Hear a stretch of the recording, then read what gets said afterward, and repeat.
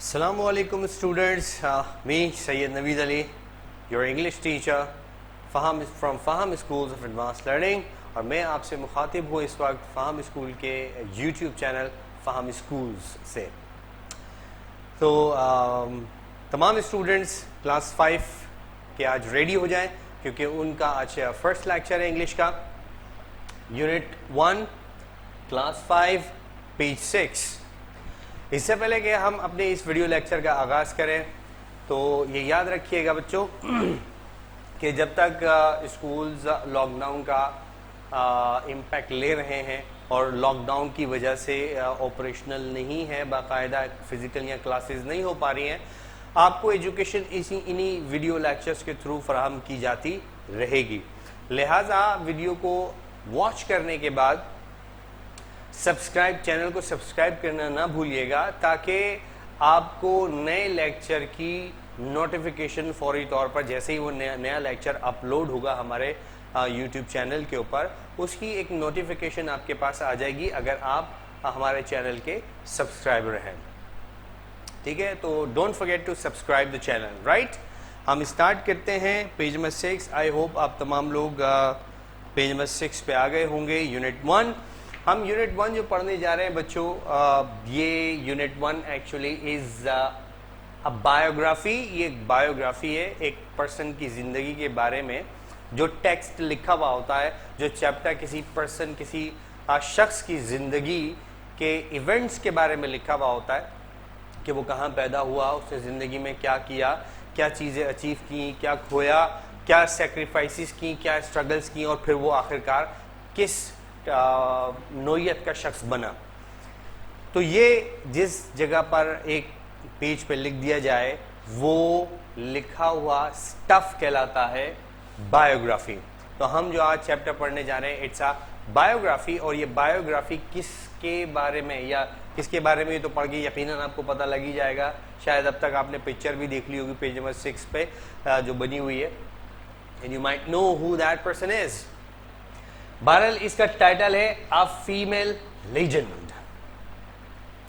Female औरत को कहते हैं और लेजेंड कहते हैं एक काबिल ज़िक्र और तारीख़ी शख्सियत, यानी ऐसी शख्सियत जिसका ज़िक्र आने वाली कई नस्लों तक होता रहेगा। That person is called legend. जिसकी कहानियाँ सुनाई जाती रहेंगी, जिसके किस्से सुनाए जाते रहेंगे और उन कहानियों से और किस्सों से लोग इंस्पिरेशन लेते रहेंगे, ऐसे पर्सन को कहा जाता है लेजेंड। ठीक है, तो हम जिस लेजेंडरी पर्सन की बात कर रहे हैं वो शायद आप तस्वीर देख के पहचान गए हों, और अगर नहीं पहचाने तो हम इसको रीड आउट करके आइडेंटिफाई करेंगे। Right, so I am going to start the reading right away. A female legend के नीचे से जितना भी स्टफ लिखा हुआ है, और it is not a very long chapter, very small chapter. Female legend, एक खातून legend, known as मादरे मिल्लत। ये मशहूर थी, ये खातून है डेफिनेटली, ये मशहूर थी मादरे मिल्लत के नाम से। मादरे मिल्लत उर्दू का कॉम्पोजिशन है, और मादर इसका मतलब होता है माँ, और मिल्लत का मतलब होता है कौम। मादरे मिल्लत यानी कौम की माँ। नोन एज मादरे मिल्लत, इनको मादरे मिल्लत के नाम से जाना जाता है, और नाम इनका था फातिमा जिना। वॉज बोर्न इन कराची, इनकी पैदाइश हुई कराची में ऑन 30 जुलाई 1893, 30 जुलाई 1893 में। She joined the Bandra convent in Bombay उन्होंने एक इदारे को ज्वाइन किया, इसका नाम था बैंड्रा कॉन्वेंट इन बॉम्बे इन 1902। ठीक है, 1902 में 1902 में इन्होंने एक एसोसिएशन को ज्वाइन किया जिसका नाम था Bandra convent in Bombay. She was enrolled in doctor Ahmad dental college. She was enrolled, enrolled का मतलब होता है दाखला लेना। एक तो होता है टेक एडमिशन, ये एक सिंपल वर्ड है। Enrolled is a specific word. Enrolled का मतलब भी दाखला लेना होता है, रजिस्टर होना होता है। शी वॉज एनरोल्ड, उन्होंने दाखला लिया in doctor Ahmad dental college, doctor Ahmad के डेंटल कॉलेज में एट कोलकाता। कोलकाता ये भी पहले इंडिया का हिस्सा था, अब ये बांग्लादेश का हिस्सा है। ठीक है, कोलकाता में इन्होंने डॉक्टर अहमद डेंटल कॉलेज में एडमिशन लिया इन 1919, और वो ईयर कौन सा था? 1919, राइट। अब जरा ईयर्स को, ये 3-4 ईयर्स के बाद दिख रहे, 3 ईयर्स के बाद दिख रहे, कंसेक्यूटिवली आ गए हैं। 1893 में क्या? She was born. 1902 में क्या? She joined Bandra convent. In 1919 में क्या? She joined doctor Ahmad dental college, right. इसको नोटिफाई कर ले कि कौन से ईयर में क्या हुआ था, क्योंकि इससे रिलेटेड आपसे क्वेश्चन हो सकता है in your exams and tests. On graduating इन 1923, और 1923 के अंदर जब उन्होंने अपना ग्रेजुएशन मुकम्मल कर लिया, she opened a dental clinic. उन्होंने एक डेंटल क्लिनिक ओपन किया, उन्होंने एक डेंटल क्लिनिक शुरू किया। उसके बाद 1923 में, ठीक है, इन्होंने ग्रेजुएशन कर लिया। रिपीट करते हैं अपने सीक्वेंस को। 1893 में शी वॉज बोर्न, 1902 में she joined Bandra convent, and 1919 में she took admission in Ahmed's Dental College, and 1923 में she completed her graduation from Ahmed's Dental College। और उसके बाद उन्होंने उसी साल 1923 में अपना डेंटल कॉलेज ओपन किया था। She was a simple, graceful and confident lady। She was a simple, वो बहुत सादा सी, ग्रेसफुल, बहुत मोजिस, एंड कॉन्फिडेंट, और बहुत कॉन्फिडेंट खातून थी। खुद एतमाद, कॉन्फिडेंट का मतलब होता है, तो कॉन्फिडेंट लेडी, खुद एतमाद खातून, यानी उस खातून के अंदर कॉन्फिडेंस बहुत था, ठीक है, ग्रेस बहुत था, उनको देखते ही ऐसा लगता था she is highly respected person, और बहुत सादा तबीयत खातून थी, not fashionable at all. When the कायदे आज़म्स वाइफ रति जिना, जब कायदे आज़म की वाइफ रति जिना, स्टॉप, जब कायदे आज़म की wife Rati Jinnah passed away in 1929, जब कायदे आज़म की वाइफ रति जिना का इंतकाल हो गया 1929 में। पास्ट अवे और डाइड, इन दोनों का मतलब सेम है, ये दोनों एक दूसरे के सिनोनिम है। आप कहें पास्ट अवे या कहें डाइड, दोनों का मतलब क्या है? सेम। तो जब मोहम्मद अली जिना या कायदे आज़म की वाइफ का इंतकाल हो गया 1929 में, लीविंग बिहाइंड अ डॉटर, और उस वक्त उनकी एक बेटी भी थी, यानी कायदे आज़म की उस वक्त एक बेटी भी थी। फातिमा जिना गेव अप हर प्रैक्टिस। फातिमा जिना जो कि बहैसियत डॉक्टर अपनी प्रैक्टिस करना स्टार्ट कर चुकी थी, एक डेंटल क्लिनिक चला रही थी, जैसा कि हमने पिछले वाले पैराग्राफ के अंदर पढ़ लिया कि 1923 में उन्होंने अपना ग्रेजुएशन किया और उसके बाद अपना डेंटल क्लिनिक स्टार्ट कर दिया था। तो अपनी भाई की जो वाइफ थी, उनके इंतकाल के बाद जब उन्होंने देखा कि एक बच्ची भी है और फिर भाई भी अकेला है, तो उन्होंने अपनी प्रैक्टिस लीव कर दी, अपनी प्रैक्टिस छोड़ दी। And went to live with her brother, और फिर वो अपने भाई के साथ रहने लगी, यानी कायद आजम के साथ रहने लगी। It means she was the younger sister of Mohammad Ali Jinnah. अब आपको पता लग गया। देयर आफ्टर, उसके बाद, throughout the crucial years of stress and strain, she looked after her brother and her young gneiss.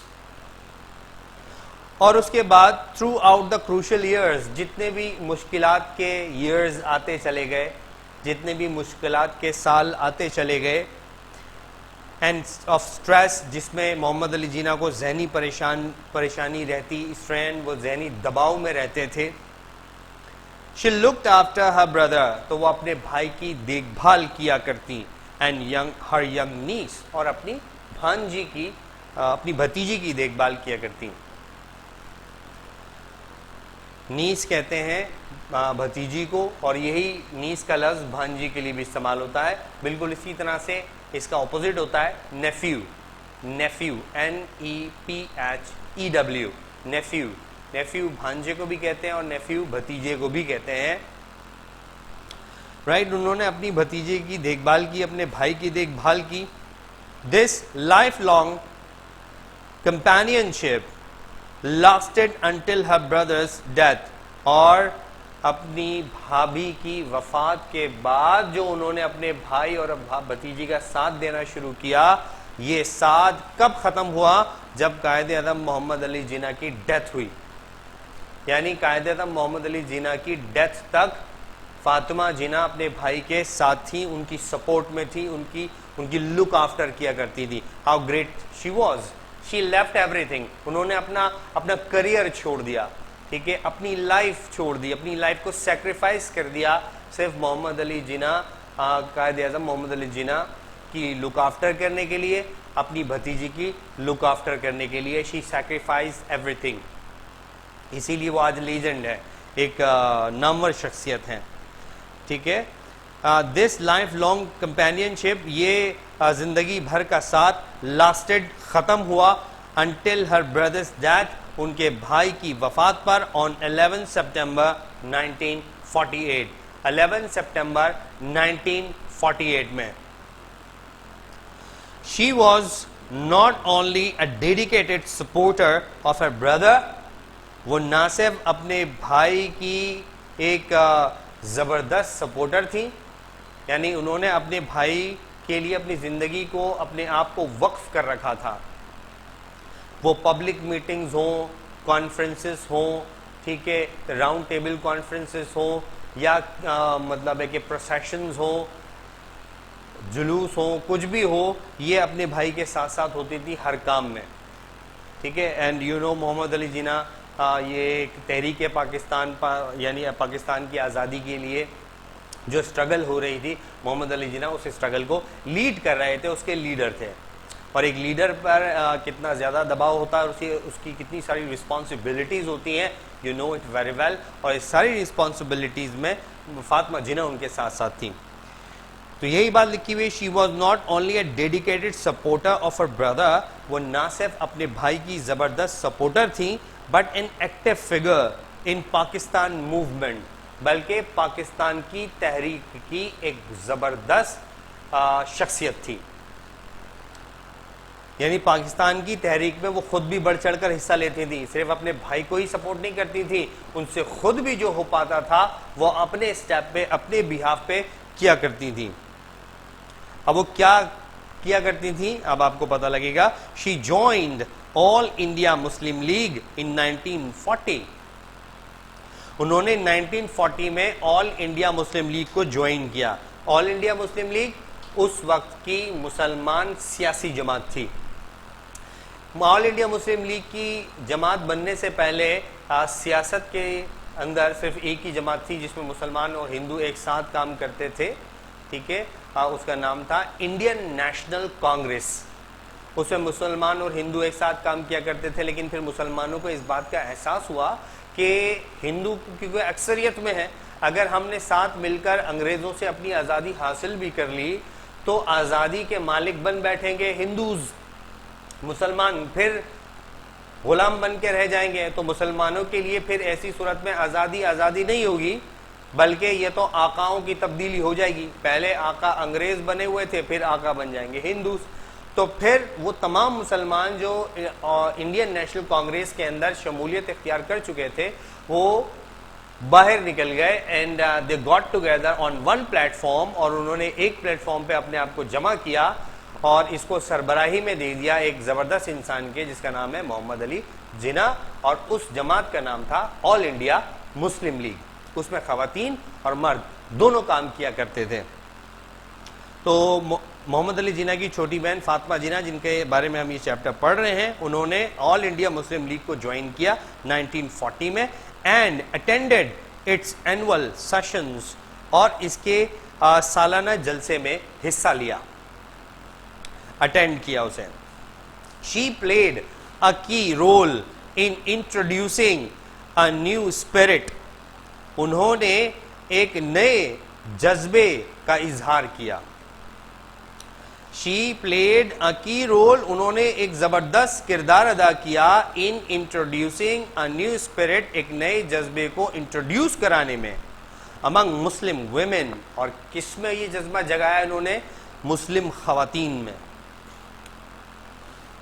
To share in various developments taking place in Muslim India, ताकि वो उन मुस्लिम खवातीन को भी इस काबिल कर पाएं कि इंडिया में होने वाली जो तरक्की है उसमें वो अपना शेयर डाल सकें, खवातीन भी अपना हिस्सा डाल सकें।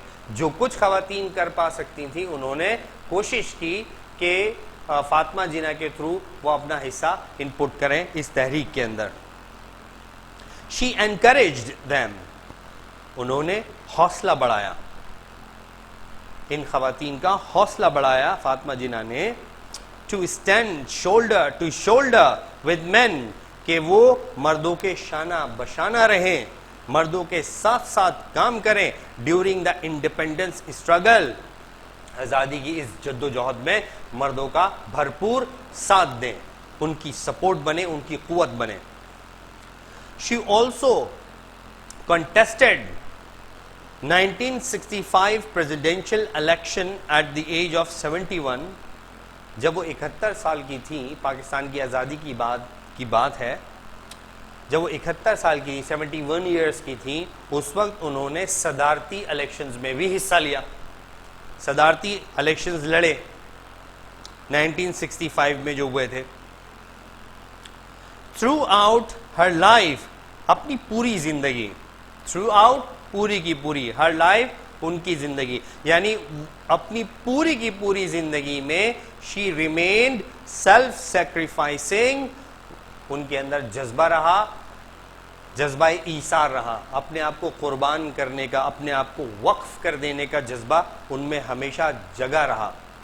एंड ट्रूथफुल वर्कर, और वो ईमानदार वर्कर रही, बेहतरीन वर्कर रही for the cause of Pakistan, Pakistan के मकसद में, यानी पाकिस्तान के मकसद के हुसूल के लिए जो लोग काम कर रहे थे और जज्बा ईसार के साथ काम कर रहे थे, सच्चाई के जज्बे से काम कर रहे थे, उनमें सरे फहरिस्त थी Fatima Jinnah. Due to her noble work for Pakistan, अपने इन्हीं कारनामों के लिए जो उन्होंने पाकिस्तान के लिए सरअंजाम दिए, the nation conferred upon her the title of mother मिल्लत, the mother of the nation. इसी एजाज में पाकिस्तान की कौम ने उन्हें जो लक़ब दिया वो है मादरे मिल्लत, यानी कौम की माँ, क्योंकि उन्होंने मुल्क पाकिस्तान के लिए बहुत कुर्बानियाँ दी, अपने आप को वक्फ किया और बहुत कुछ किया। She continued to work for the prosperity of Pakistani people, बहरहाल पाकिस्तान बनने के बाद भी उन्होंने अपनी जद्दोजहद जारी रखी ताकि पाकिस्तान के लोग खुशो खुर्रम रहें, शाद आबाद रहें, until she died in Karachi 8 जुलाई 1967, यानी 8 जुलाई 1967 1967 तक जब उनकी वफ़ात हुई, अपनी वफ़ात से पहले तक वो पाकिस्तानियों की भलाई के लिए, उनकी बेहतरी के लिए, उनकी फलाह बहबूद के लिए काम करती रही। She never stopped working for the Muslims of Pakistan और एनी पाकिस्तानी। ठीक है बच्चों, हमने पढ़ा एक अजीम खातून के बारे में, and she was the youngest sister of Mohammad Ali Jinnah, and how great she was, and how brave she was, and how daring she was. क्योंकि वो बहुत ज़्यादा डेयरिंग थी, बहुत ज़रूरतमंद खातून थी, बहुत कॉन्फिडेंट खातून थी, और उस वक्त की ख़वातीन पर्दे में भी बहुत स्ट्रिक्ट हुआ करती थी। उसके बावजूद ऐसी ख़वातीन सामने आई जैसे कि फ़ातिमा जिन्ना, और उन्होंने वर्कआउट किया चीज़ों को और नाम कमाया। यही वजह है कि हम उन्हें एक बहुत ही मोहतरम लक़ब से जानते हैं, मादर मिल्लत। ये स्टोरी यहीं ख़त्म होती है बच्चों। इससे रिलेटेड वर्क आपको दिया जाएगा, और वो कब दिया जाएगा उसकी इंफॉर्मेशन आपको व्हाट्सएप या टेक्स्ट मैसेज के थ्रू मिल जाएगी। अगर इस वीडियो को देखने के बाद आपको कोई बात समझ में आने से रह गई है, आप स्कूल विजिट कर सकते हैं, मुझसे मुलाकात कर सकते हैं। I will make you understand what you have not understood right now. So अगले लेक्चर में हम इसकी एक्सरसाइजेस को भी डिस्कस करेंगे और अगले चैप्टर्स को भी डिस्कस करेंगे, and we will keep on doing these kinds of videos until the schools are open and you are back in school. तब तक अगली वीडियो तक के लिए अल्लाह हाफ़िज़, stay safe, stay at home.